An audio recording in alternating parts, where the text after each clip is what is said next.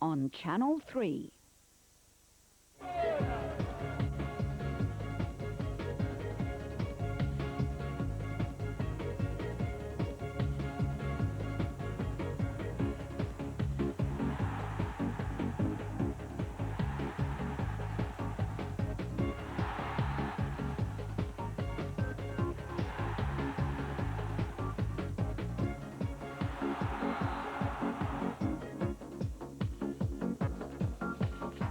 Nationwide Football League Extra, in association with the Nationwide Building Society.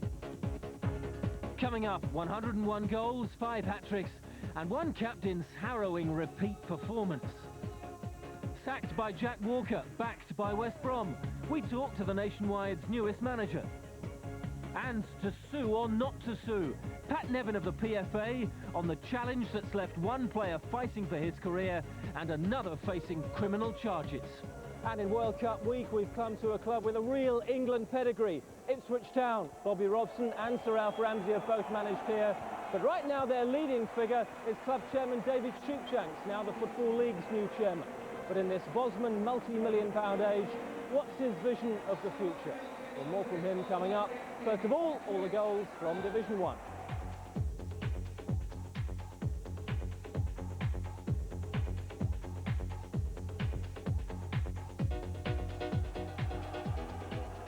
Full-time manager and striker, part-time goalkeeper.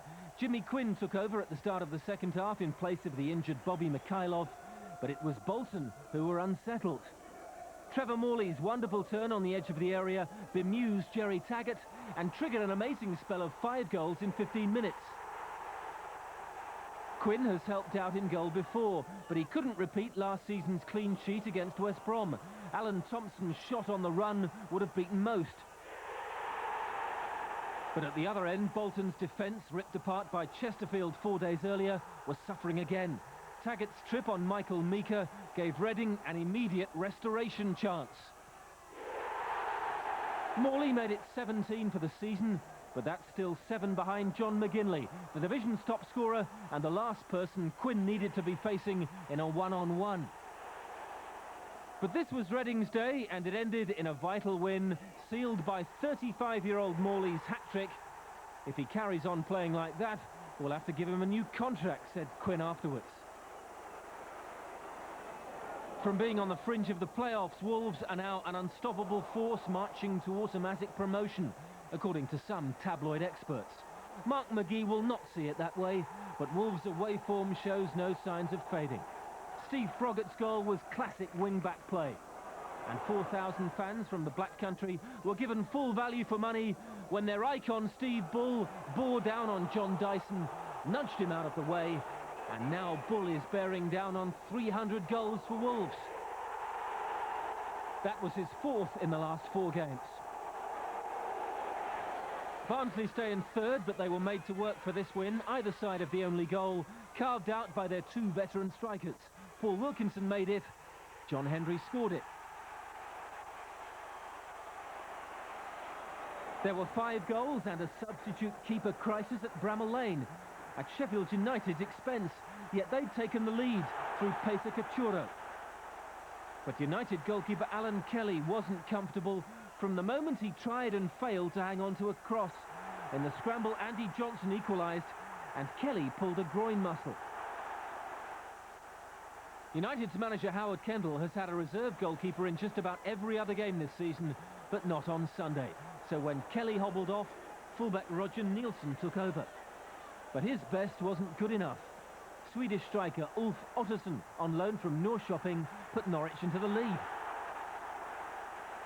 Stung badly, Sheffield United appeared to have salvaged something, thanks to substitute Andy Walker's poaching instincts. 12 minutes from the end, Walker turned in Chris Short's cross. Yet United had 5 strikers on the pitch and a fullback in goal, and only captain David Holdsworth will know what he was trying to do. Instead of heading the ball out, Holdsworth headed in his 2nd decisive own goal in 2 games. Once is unlucky, twice is very careless. Dave Bassett's first anniversary as Crystal Palace manager ended happily, but began dreadfully. The one Bradford player you do not leave all alone with a clean run on goal is Chris Waddle. But that's what happened 5 minutes in, and Palace paid for it. Until the hour mark, Bradford comfortably defended that lead. But then Palace found favour in a more direct approach. Neil Shipley equalised from barely 4 yards out. 3 minutes later, Bradford's sleepy defending cost them again. Substitute George Endar claimed the goal, but Bradford centre-half Nicky Mohan played a major supporting role. And Palace made sure of only their third win in 15 games, Bassett's worst spell since he took over, when Dougie Freedman had the pace to finish off another long ball. Lou Macaria told his Stoke City players to stop relying on Mike Sheeran's threat up front. Northern Irish winger Jerry McMahon took the message on board.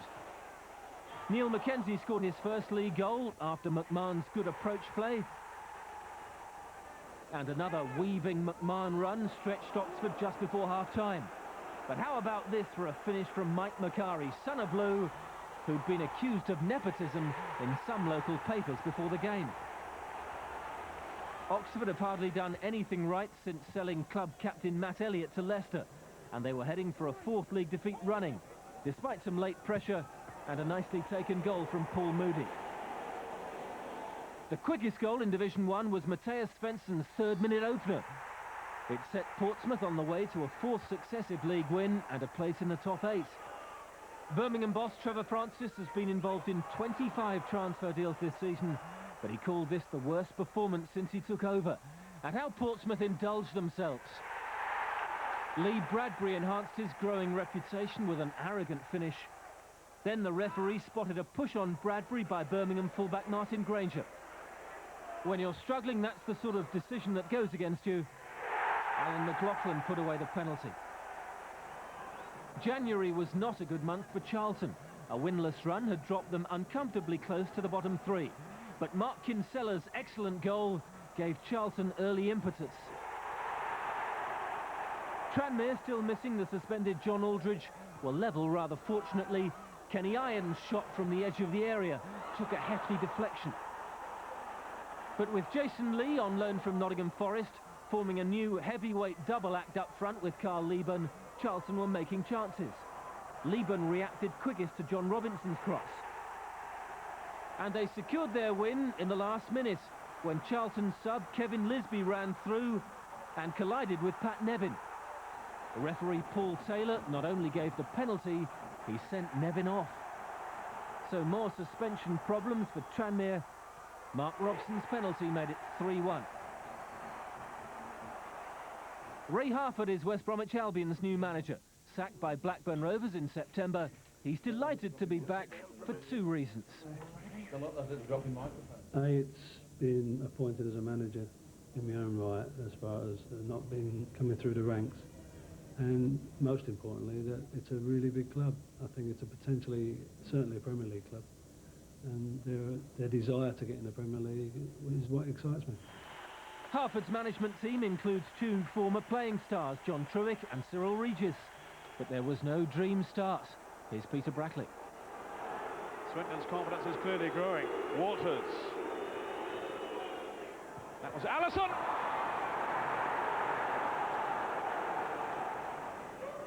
Hamilton's cross. Hunt. Well, Donovan rather. Trying to take a swing at it. He was being impeded. And the penalty kick has been given. 26 minutes into the second half. This is Hunt. 1-1. Walters. Those trickling feet. Now Robinson. Allison waits in the middle. Here is Allison. Down for Smith. Swindon back in front. It was a plucky performance and not too disappointed. I learn a lot more from defeats, I think, than you do from victories. Southend United's first ever game at Manchester City might have been Ronnie Whelan's last as team manager. Early in the second half, City awoke and Uwe Rosler carried on his good recent form. Southend were in trouble. Minutes later, Whelan and his assistant Theo Foley had a protracted argument with a linesman and were banished from the touchline. Foley has since been sacked by Southend, Whelan has been suspended on full pay pending the referee's report. He watched as Georgie Kinkladze dismantled Southend's defence. If that was memorable, the one Kinkladze made for Rossler to round it off was even better for sheer impudence. Kinkladze has come alive under Frank Clark, and City are climbing the table. Oldham Athletic will need to lift themselves off the canvas after this one. The upwardly mobile momentum is with Grimsby.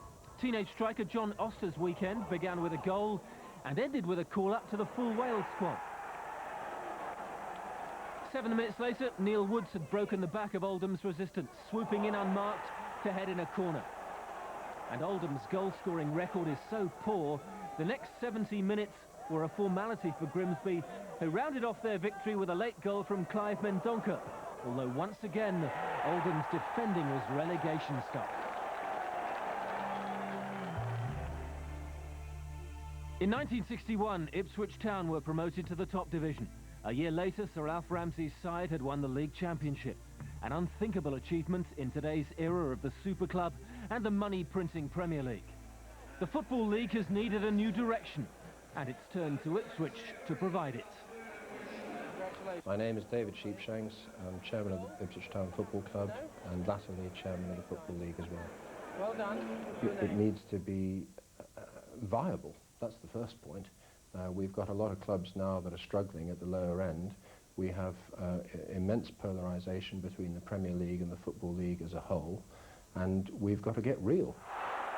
Which means following the Premier League evolution, players spiralling wages and the Bosman judgment, with a revolution if some clubs are to survive. Those already on the brink will have to change. £1.50, please. Whether we're talking about feeder leagues or dormitory clubs or regional leagues or semi-pros or, you know, all of these things, they're all going to have to be looked at, because the effect of Bosman and the effect of the immense wealth of the Premier League, those two things are completely changing the economics of professional football in this game. So in the year 2000, will there still be 72 professional football clubs in the nationwide league? I doubt it. I doubt it.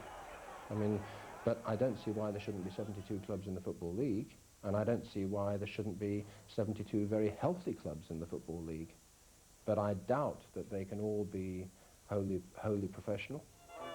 Ipswich Town will be. The club remains a focal point of the community, and that tradition is a huge asset at most league clubs. It just needs to be marketed in the right way. I would argue that the Football League is the human side of football, quite honestly. I mean, you know, we're the character of the game. I mean, I really would say that the Premier League, much as we and many other clubs would aspire to be there, but they're in danger of becoming the caricature of the game, because they are losing touch, you know, with the average man and woman in the street. The latest step to stretching that divide could be a change from 3 up, 3 down to 2 up, 2 down from the Premier League, who've offered financial compensation. If approved, it could come in next season. It won't if the chairman has his way. I think closing the door would be an absolute disaster for the game. You know, fine, they've got this immense wealth, but up there, but why not let other clubs aspire to it? I mean, that is healthy, surely. Look at the Wimbledons of this world, they're proving it. You know, the 3 clubs that were promoted from the Football League last year have all had a pretty good first crack at it. Ipswich still aspire to this season's playoffs. Manager George Burley has no money, and neither of last season's top scorers. Ian Marshall was sold to Leicester. Alex Matthews out for the rest of the season. But since Ramsey's days, Ipswich have always invested in youth, another expenditure some clubs are already cutting back on. But a 19-year-old former trainee, Richard Naylor, set Ipswich on the way to victory this weekend. Queen's Park Rangers' Premier League wage bill can't take too many more seasons in Division 1, but on this form, Stuart Houston's side will struggle to make promotion. 8 minutes from the end, the outstanding Gus Uhlenbeek ran through to create Ipswich's second goal for substitute Neil Gregory.